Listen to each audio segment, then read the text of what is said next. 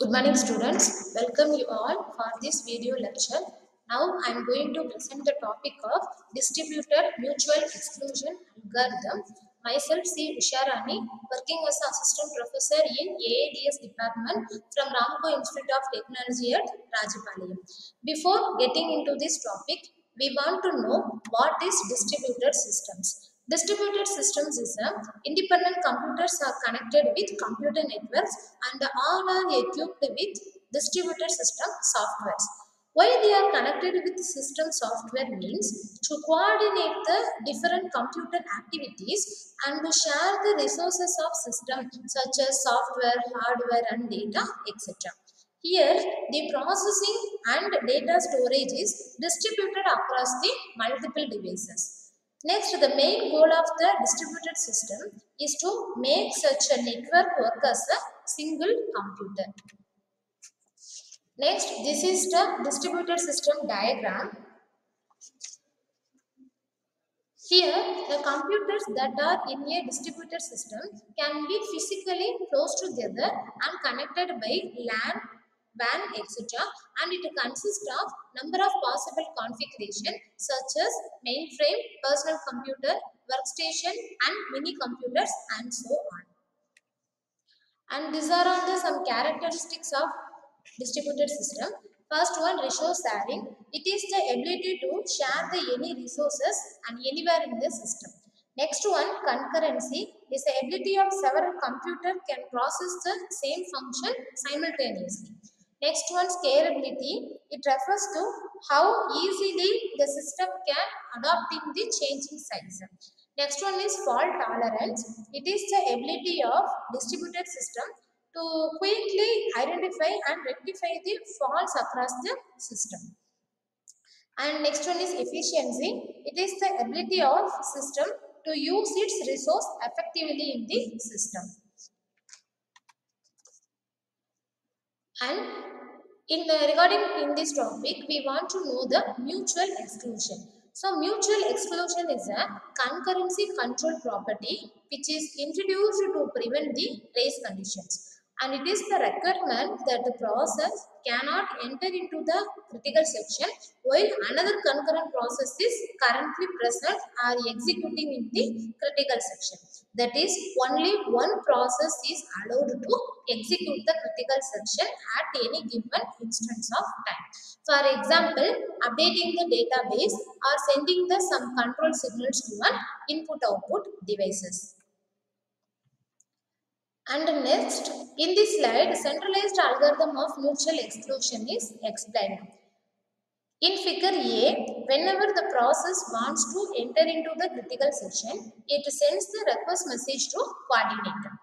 If no other process is currently running in the critical region, the coordinate send back the granting permission to the process. When the reply arrives, the requesting process is entered into the critical region.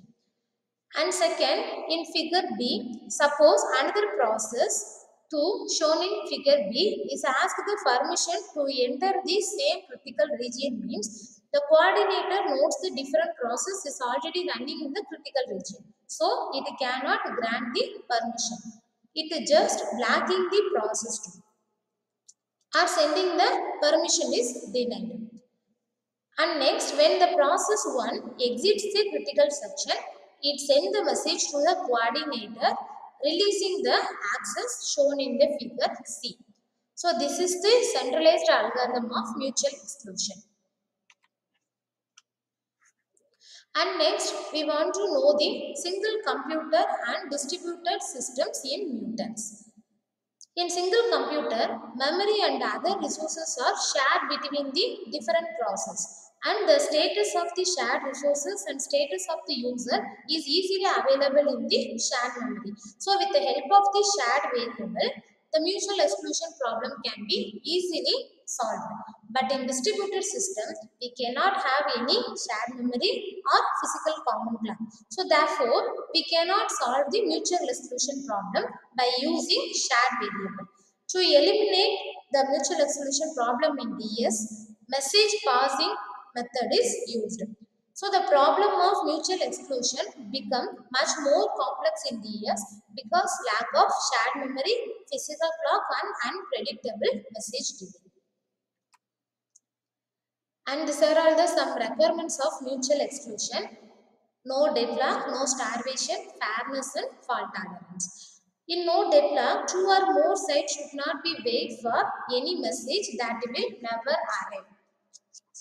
In no starvation, every side who wants to execute the critical section should get into the opportunity to execute in finite time. Next requirement is fairness. Each side should get the fair chance to execute the critical section. Any request to execute the critical section must be executed in order they are made. Next one is fault tolerant. In case of any failure, it should be recognized by its own itself in order to continue the function without any disturbance. Next, we are moving to distributed mutex algorithm. There are two types of distributed mutex algorithms are there. First one token based algorithm and second one is non-token based algorithm. In token based algorithm is the example of Suzuki-Koizumi broadcast algorithm and non-token based Lampert algorithm and Richard Agarwal algorithm. These are all the examples. Next we will briefly about the token based approach. In token based approach, the unique token, that is some privileged message, is shared among the process and a site is allowed to enter into the critical section if it possesses the token and it continues to hold the token until the execution of the critical section is over. And we need to take care of these conditions such as loss of token and crash of token holder if possibility of multiple tokens, etc. This algorithm is different in a way a site carries out of search of the token. This approach can be uses the sequence number in order to request for critical section and this approach ensures the mutual exclusion as the token is unique. For example, Suzuki-Koizumi broadcast algorithm. Next, in this token-based algorithm, here Q, that is Q is a data structure, is used by the token to keep record of ID of sites waiting for the token. And it consists of 3 steps. First step is requesting the critical section. Here, when SI wants to enter into the critical section and it does not have the token, then it increments the sequence number, that is RNI of I, and send the request to the message request of I S of M to SJ. And when the site SJ receives the request message from the site SI, it sets RNJ of I to maximum value of RNJ of I, SI.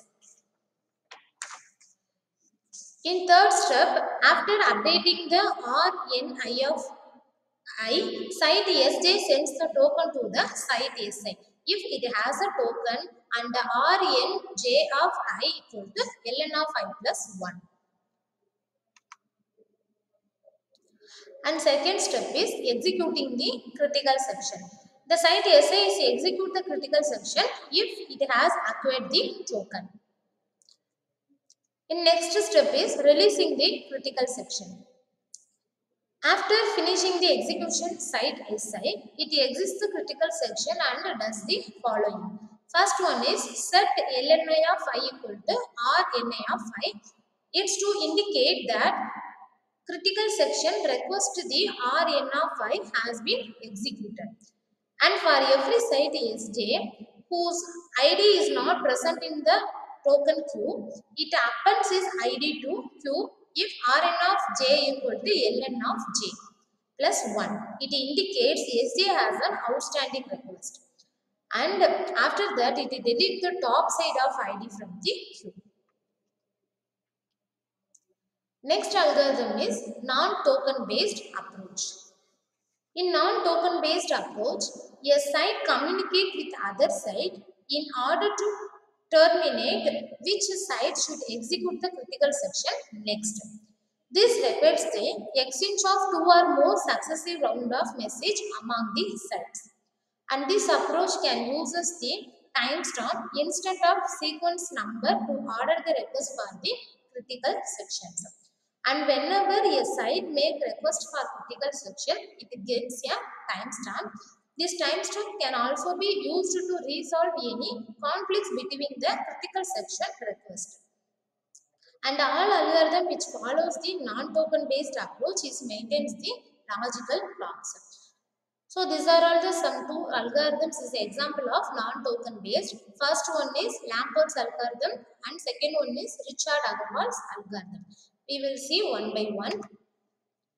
First one is Lambert algorithm. In Lambert algorithm, the critical section requests are executed in increasing order of timestamps. It also consists of three steps. First step is requesting the critical section. Here, when a site SI wants to enter the critical section, it sends the request message, that is request of TSI, I to all other sites and places the request of QI. Here, the TSI denotes the timestamp of the site SI. Next, when SI is received the request message from SI, it returns the timestamped reply message to SI and it places the request message SI on request underscore QG. It can be shown in the figure. And the next step is executing the critical section. Here the site SI can enter into the critical section if it has received the message with timestamp larger than TSI of I from all other sites and its own request is at the top of request queue. In step 3 is releasing the critical section. Site SI upon exits the critical section, it removes the own request from the top of the request queue and it sends the timestamped released message to all other sites. And when SI is received the timestamped release message from SJ, it removes the request of SI from the request queue.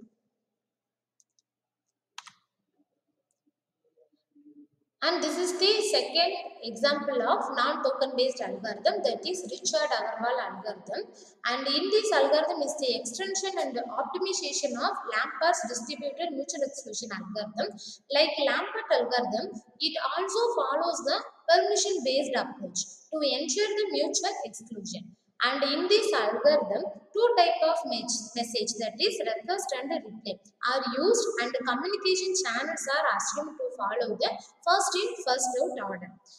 When a site send a request message to all other sites to get the permission to enter the critical section. Next, a site send the reply message to another site to give the permission to enter into the critical section. Here, a timestamp is given to each critical section request using the Lambert logical law. And this timestamp is used to determine priority of critical section request. A smaller timestamp gets higher priority over the larger timestamp, and this execution of critical section request is always in the order of the timestamp. Here the first step is requesting the critical section. Here the SI site wants to enter into the critical section means it sends the timestamped request message to all other sites. SJ sends the reply to SI if SJ is not requesting nor executing the critical section. And the next step is executing the critical section. Here, SI enter into the critical section after it has received the reply message from all other sites in the request set. It can be explained in other two steps.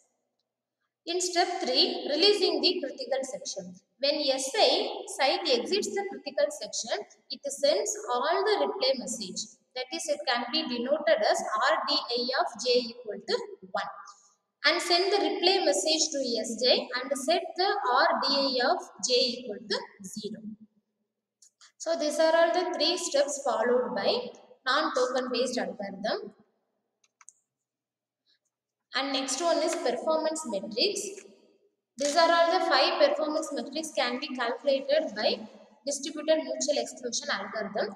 First one is message complexity. That is the number of messages communication per critical section executed by a site. And second one is synchronization delay. That is the duration time when the site is exits the critical section and the next site is enter into the critical section.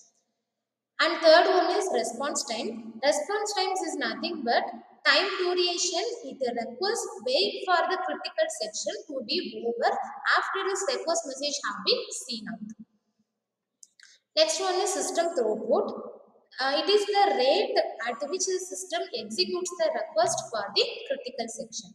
And next one is low and high load performance. It is the amount of request is arrived for the critical section execution. It denotes the load. Suppose more than one means the request is present for critical section. It is known as the low mode. Suppose it is having a always pending request, then it is denoted as high load. So these are all the some performance metrics. I hope this is useful for token based mutual exclusion algorithms.